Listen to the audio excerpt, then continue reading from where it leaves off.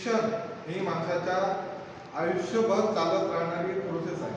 शिक्षण कधीच संपत नाही. जरी तुमचं शालेय जीवनाचं जरी तुमचं कुठेतरी फुल स्टॉप लागला असेल तरी सुद्धा शिक्षण ही निरंतर चालणारी गोष्ट आहे. आणि अभ्यास हे माणसाला घडवतं. मित्रांनो, आपले विचार जे आहेत ते अभ्यासातून घडतात.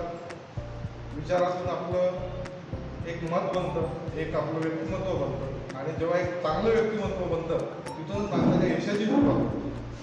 आपण महान विभूतींचा जरी विचार केला, म्हणजे डॉक्टर बाबासाहेब आंबेडकरांपासून APJ अब्दुल कलाम सरांपर्यंत जर आपण विचार केला तर ही लोक महान जी झाली ती त्यांच्या अंगभूत असणाऱ्या कौशल्यामुळे तर झालीच, परंतु त्यांनी केलेल्या कठोर मेहनत आणि अभ्यासामुळे झाली.